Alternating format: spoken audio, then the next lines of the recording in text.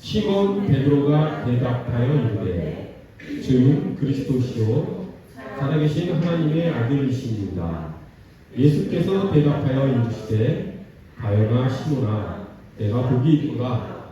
이를 내게 알게 하니는 혈육이 아니요 하늘에 계신 내 아버지시니라.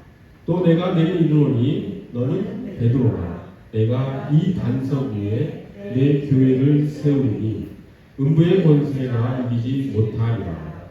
내가 천국 열쇠를 내게 주리니 내가 땅에서 무엇이든지 내면 하늘에서도 내릴 것이요 내가 땅에서 무엇이든지 풀면 하늘에서도 풀리리라 하시고. 아멘.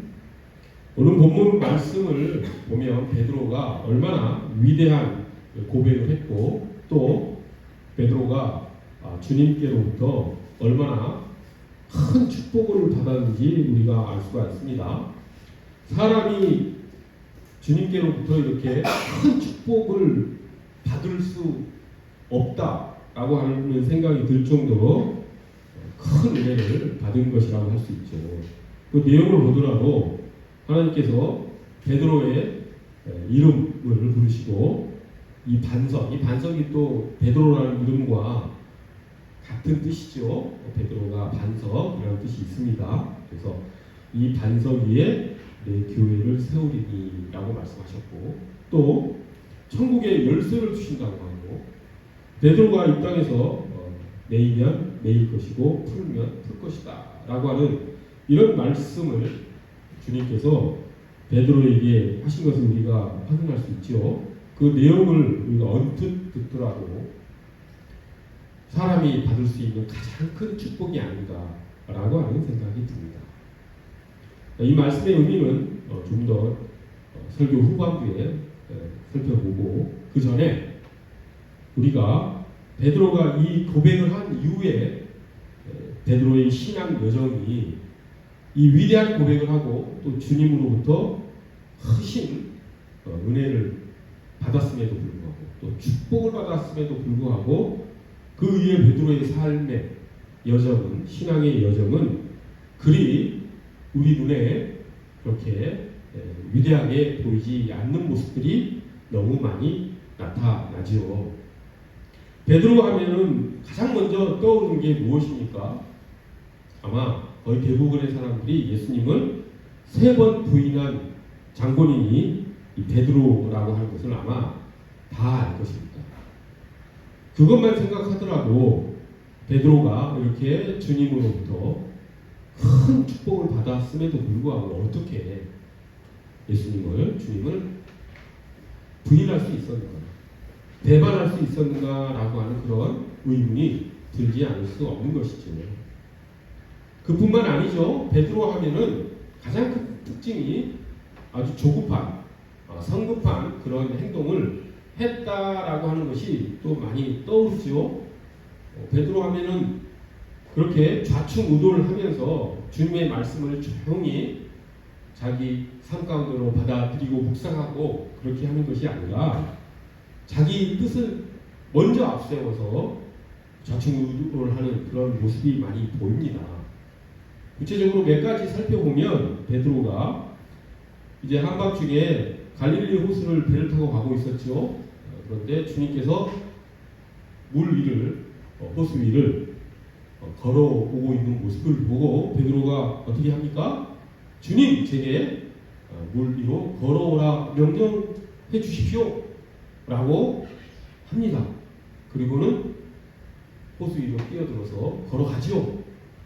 그러다가 얼마 안 있어 바로 두려운 마음이 들어서 그만 그 호수로 빠져 허우적거리는, 그래서 주님으로부터 구원을 받는, 그래서 주님께 꾸중을 듣지요. 믿음이 적은 자여라고 꾸중을 듣습니다.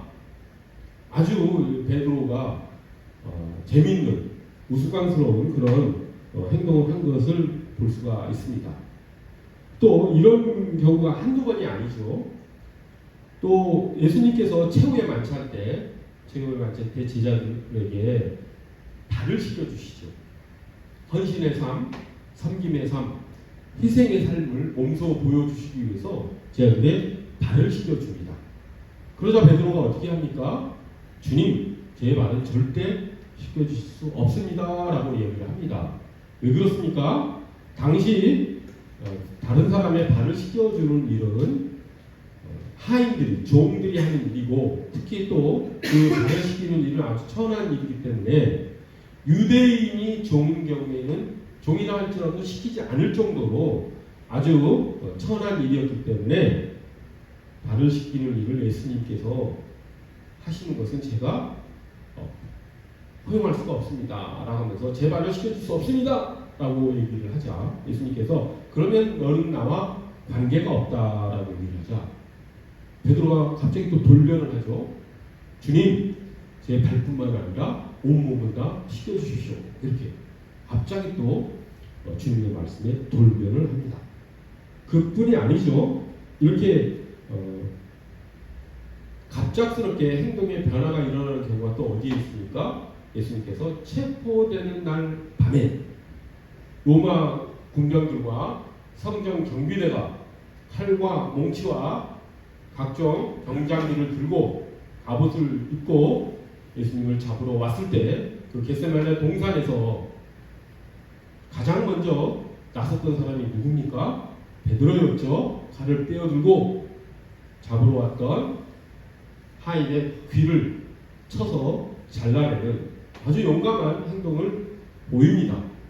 하지만 예수님께서 칼을 거둘까라고 말씀하시고 그 하인의 귀를 치료해 주시자 베드로는 거기에서 어떤 충격을 받고 예수님께서 잡혀가시는 모습을 보자 바로 도망해 버리죠.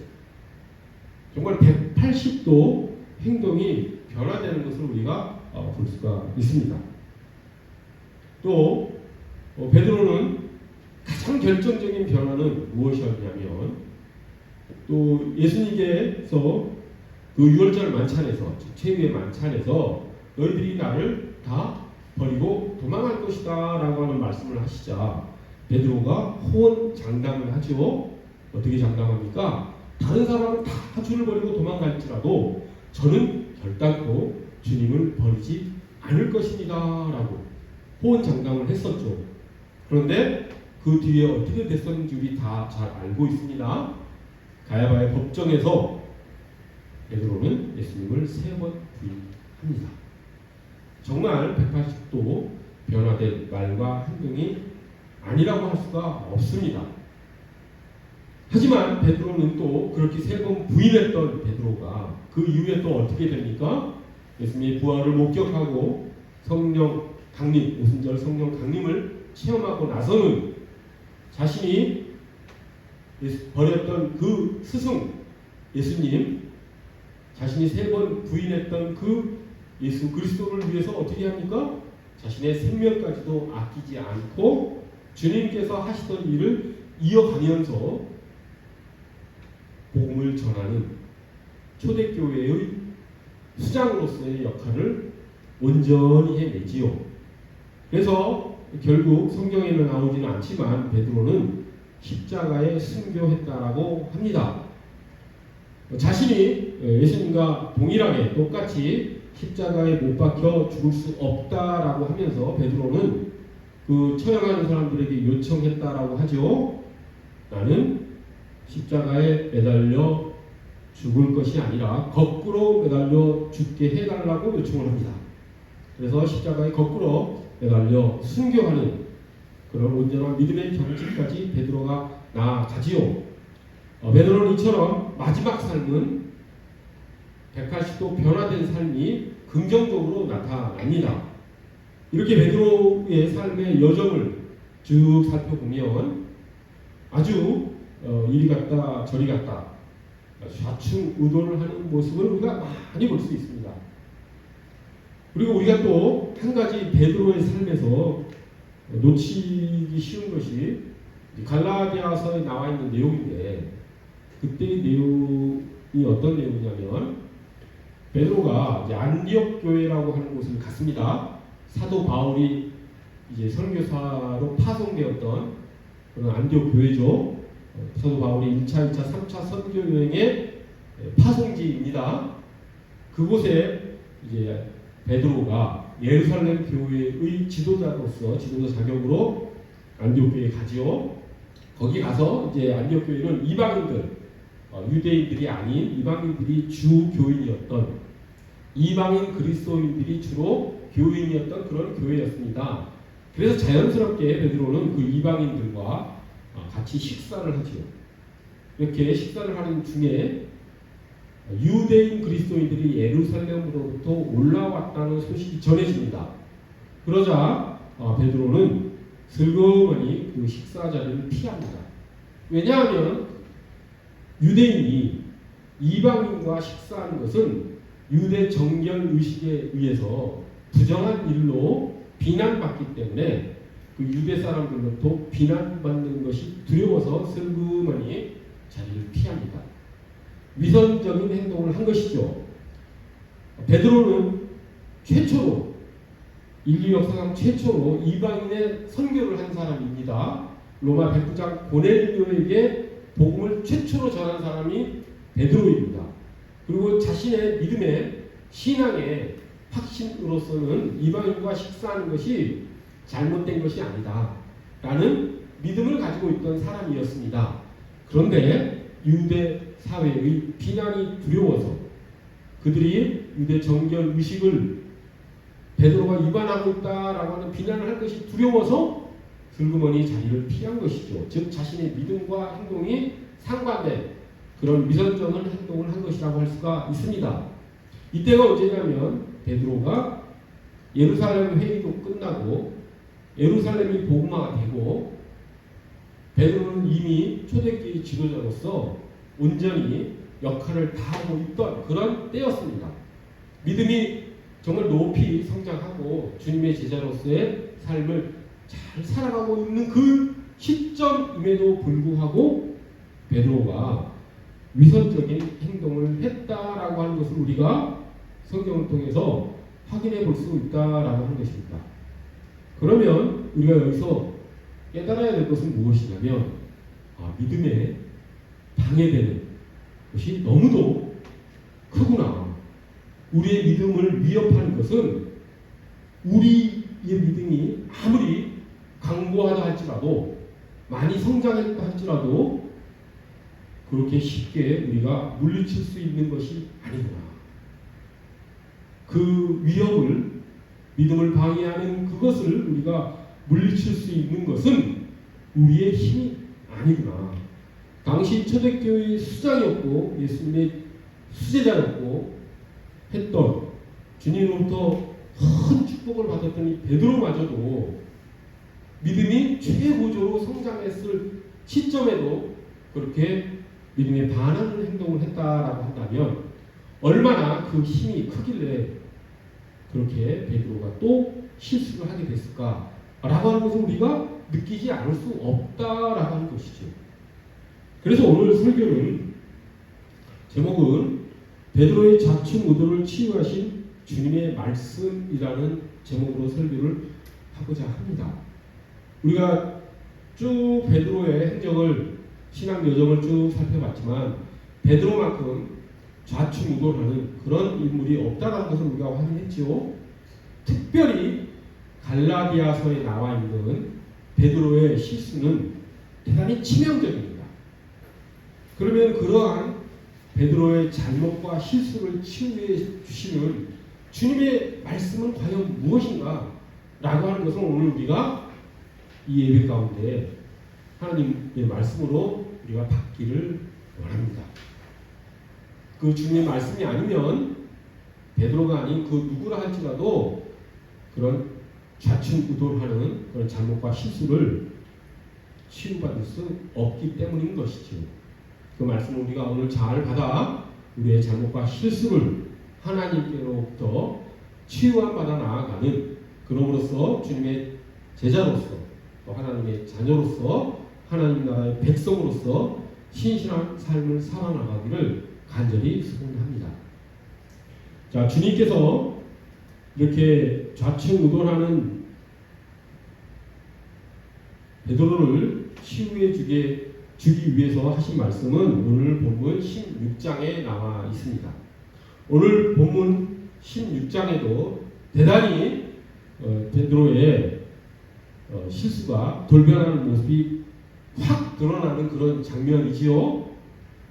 어떻게 나타납니까? 예수님으로부터, 주님으로부터 천국의 열쇠를 받고 내가 매면 매일 것이고 네가 풀면 풀 것이고 내 믿음 위에 교회를 세울 것이다 라고 하는 그런 엄청난 축복을 받은 베드로가 그 뒤에 바로 어떻게 됩니까? 사탄아 내 뒤로 물러거라 라고 하는 가장 끔찍한 저주를 주님으로부터 듣습니다. 엄청난 꾸중을 듣는 것이죠. 아주 상관 180도 다른 천국의 열쇠를 받은 사람한테 지금 예수님께서 사탄이라는 꾸중을 듣습니다. 이보다 더 180도 돌변하는 그런 말을 듣는 사람 또한 베드로 외에는 없을 것입니다. 그랬을 때 왜 이렇게 꾸중을 들었는지 조금 이따 살펴보고, 그랬을 때 주님께서 이제 이런 베드로를 치유해 주시기 위해서 한 말씀이 16장 후반부에 나오지요. 그 치유의 말씀이 무엇인지를 먼저 말씀드리기보다 베드로가 왜 이렇게 꾸중을 듣게 되는 말을 하였는가 라고 하는 것을 좀 먼저 살펴보는 것이 좋을 것 같습니다. 자, 그렇게 축복을 받은 베드로가 예수님으로부터 아주 뜻밖의 말씀을 듣습니다. 예수님께서 그렇게 베드로를 축복한 다음에 무슨 말씀을 하시냐면, 우리 본문을 보고 좀 확인해 보기를 원합니다. 본문에 19절 뒤쪽에 보면 예수님께서 바로 20절에 이렇게 말씀하시죠. 21절을 보겠습니다. 이때로부터 예수 그리스도께서 자기가 예루살렘에 올라가 장로들과 대제사장들과 서기관들에게 많은 고난을 받고 죽임을 당하고 제3일에 살아나야 할 것을 제자들에게 비로소 나타내시리라고 말씀하십니다. 지금 그 축복을 주시고 나자마자 예수께서는 십자가의 길을 가셔야 된다. 즉 예수님은 죽어야 된다라고 하는 말씀을 한 것이죠. 베드로는 이거를 이해할 수가 없었습니다. 자신의 생각과는 완전히 다른 말씀을 예수님께서 하시자 베드로가 항변합니다. 성경의 항변이라는 말은 원어를 찾아들어가 의미를 찾아보면 대단히 거칠게 항의했다라는 뜻입니다. 예수님께서 귀신을 쫓아낼 때 사용하셨던 단어와 똑같은 단어를 사용해서 베드로가 예수님께 항변했습니다라고 이렇게 기록하고 있습니다. 아주 거칠게 무례하게 주님께 대들었다는 뜻이지요. 주님 그런 일은 있을 수 없습니다. 주님이 죽다니 그게 무슨 말씀입니까? 주님은 그리스도십니다. 주님은 하나님의 아들이십니다. 주님께서는 메시아로서의 사역을 이제 펼쳐야 되는데 죽으시다니요. 말도 안 되는 소리를 하지 마십시오. 라고 이야기를 한 것이죠. 그렇게 말을 들었을 때, 베드로의 말을 들었을 때 주님께서 베드로에게 하신 말씀이 사탄아 내 뒤로 물러거라 라고 말씀하신 것입니다. 내가 하나님의 일을 생각하지 않고 사람의 일만 생각한다라고 크게 꾸짖으신 것이죠. 자, 이것이 베드로의 문제였던 것입니다. 그 문제가 무엇이었습니까? 하나님의 뜻과는 다른 방법으로 자신의 목적을, 자신의 계획을, 자신의 욕망을 추구하려고 했던 베드로의 근원적인 잘못이었다라고 하는 것이죠. 그것을 예수님께서는 보시고 이렇게 사탄아 내 뒤로 물러거라라고 하는 아주 무서운 꾸중을 하신 것이죠. 그리고 나서 이제 예수님께서 그러한 베드로의 잘못과 실수와 죄를 고쳐주시기 위해서, 치유해 주시기 위해서 이제 치유의 말씀을 주시는데, 그것이 무엇이냐면 성경의 가장 유명한 말씀 중에 하나이지요. 바로 밑에 나오죠. 누구든지 나를 따라오려거든 자기를 부인하고 자기 십자가를 지고 나를 따를 것이니라 라고 말씀하십니다. 이게 무슨 말씀입니까? 내가 사탄의 뜻이 아니라 하나님의 뜻을 따르기 위해서는 자기를 부인해야 된다라고 주님께서 말씀하신 것이죠. 자기를 부인하는 것이 베드로가 평생에 걸쳐서 하게 될 잘못과 실수를 치유해 줄 수 있는 하나님의 말씀이라고 하는 것입니다. 자기 부인에 의해서 베드로는 그러한 삶으로부터 탈피할 수 있다라고 하는 것이죠. 자기 생각보다 하나님의 생각을 앞세우는 삶을 살아가는 것이 베드로가 그런 좌충우돌하는 삶에서 벗어날 수 있는 길이라고 지금 예수님께서 말씀하시는 것입니다. 자기 부인의 삶, 자기 십자가를 지는 삶이 베드로의 삶이 치유되는 그런 길이라고 하는 것을 주님께서 확실하게 말씀하신 것이죠. 그러면 자기 부인의 삶이란 무엇이겠습니까? 그것을 쉽게 생각하면 자신의 감정을 다스리는 것, 물론 그런 것이 자기 부인이 될 수 있겠죠. 또 자기 부인이 자기 욕망을 내려놓는 것, 자기 욕심을 버리는 것, 그렇게 생각할 수도 있겠죠. 맞습니다. 그것도 틀린 것은 아닙니다. 하지만 자기 욕망을 버리라고는 불교 석가모니도 말을 하고 있습니다. 그 정도는 주님께서 말씀하지 않으시더라도 얼마든지 사람들이 상식으로 파악할 수 있죠. 감정을 다스리는 것은 현대 심리학에서도 훌륭하게 해낼 수 있습니다. 화를 내는 것을 참는 것, 자기 부인의 한 방법이긴 하겠지만 그것이 근원적인 자기 부인의 방법은 아니라고 하는 것이죠. 주님께서 말씀하시는 자기 부인의 삶의 근원적인 길은 어디에 있냐면 자기 정체성을 확실하게 바로잡는 것에 있다라고 주님께서는 이야기하신 것입니다. 이게 무슨 말씀이냐면 여기서부터 좀 잘 들어보십시오. 자기 정체성을 확고히 하는 것이 왜 자기 부인의 삶인가, 이것을 잘 연결해 보기를 원합니다. 이 자기 정체성이라고 하는 것은 자기가 누구인가, 나의 존재 가치, 나의 그런 삶의 의미를 어디서 찾을 것인가에 의해서 자기 정체성이 결정이 되지요. 그런데 그리스도인이 하나님의 자녀가 내가 하나님으로부터 사랑받는 하나님의 자녀이다라고 하는 것 이외의 것에서 자기 자존감의 근거를 잡으면 베드로같이 된다라고 하는 것입니다. 즉 우리가 하나님으로부터 사랑받는 자녀이기 때문에 우리는 세상의 그 어떤 다른 것으로부터도 나의 자존심을 좌지우지 받지 않는 그런 삶을 사는 것이 하나님의 자녀로서의 정체감을 가지고 사는 것을 의미하죠. 즉 내가 하나님으로부터 사랑받는 존재인데 설사 내가 다른 사람으로부터 비난을 받더라도 내 자존감이 상하겠습니까? 상하지 않죠. 왜? 하나님의 사랑은 이 세상에 있는 그 어떤 것보다도 가치가 있는 것이기 때문에 내가 100억이 있는 부자인데 내 재산이 뭐 몇백만 원, 몇십만 원이 사라진다고 해서 내가 뭐 타격을 받지 않듯이 하나님으로부터 무한한 사랑을 받는 내가 다른 사람으로부터 비난을 받는다고 해서 내 자존감이, 내 자존심이 상하지 않는 것이라고 하는 것이죠. 근데 베드로는 그렇게 예수님을 바라보지 않은 것입니다. 베드로는 어떻게 바라보는 것입니까? 자신의 생각과 자신의 계획이 예수님의 생각과 계획보다 더 앞섰던 것이죠. 하나님으로부터 예수님도 받은 것보다도 자기 생각이 앞서기 때문에 자기 생각과 다른 말씀을 주님이 하시자 베드로는 혈기가 확 올라왔다라고 하는 것입니다. 참을 수가 없었던 것이죠. 무슨 의미입니까? 이제 메시아이신 것이 예수님이 확실하기 때문에 이제 메시아 사역을 예수님께서 하셔야 되지 않습니까? 그러면 당시 유대인들에게 메시아가 하실 일은 무엇입니까? 로마 제국을 몰아내고 이스라엘이 독립을 하고 이스라엘이 하나님 나라의 주역으로서 세계 만방에 하나님의 영광을 선포하는 민족이 될 것이다. 예수님은 왕으로 등극할 것이고 자기는 베드로는 그 예수님 밑에서 함께 높은 지위와 부와 명예를 누리는 그런 영광을 받을 텐데 예수님께서 죽으신다면 이게 무슨 말인가?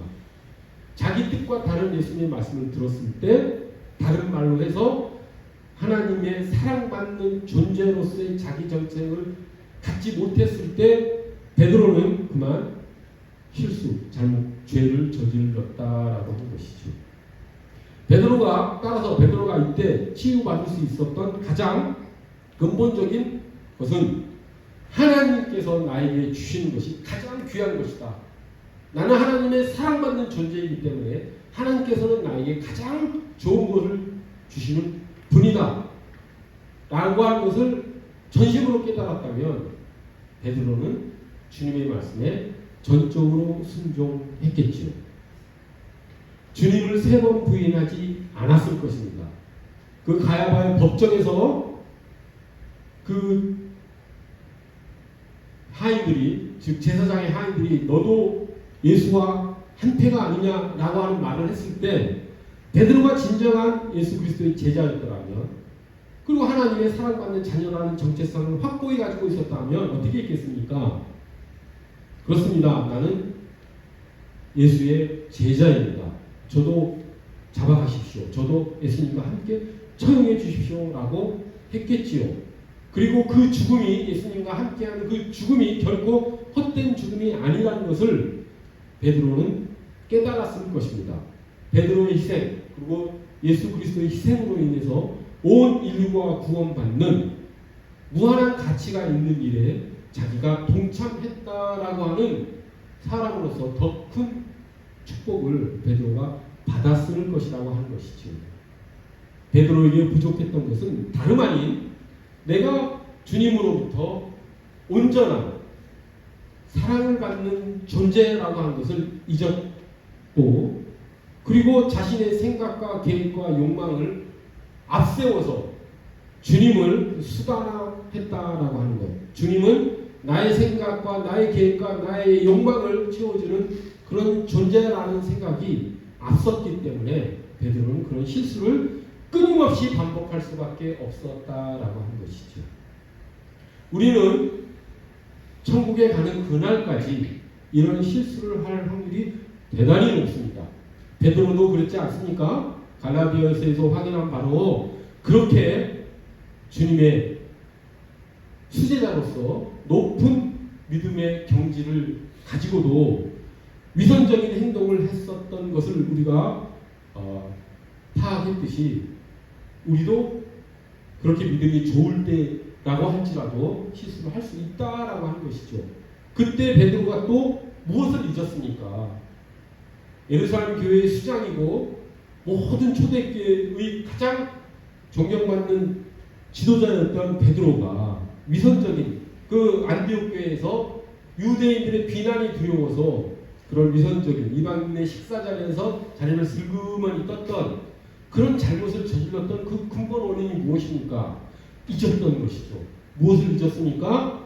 베드로 자신이 하나님의 사랑받는 자녀다. 주님의 제자다. 하나님 나라의 백성이다라는 정체성을 잊어버린 것이죠. 그리고 어떤 생각을 했었겠습니까? 그때 나는 교회의 지도자다. 나는 사람들로부터 존경받는 사람이다. 그런데 유대인들로부터 나는 비난받아서는 안 된다는 생각이 앞섰겠죠. 정체성이 흔들린 것입니다. 베드로와 같은 이렇게 큰 인물도 이렇게 흔들리는 그 위험이 우리의 삶에도 오지 않는다 할 수 없죠. 그러면 우리가 이런 위험으로부터 벗어날 수 있는 유일한 방법이 무엇이겠습니까? 그것이 바로 주님의 말씀이라고 하는 것이죠.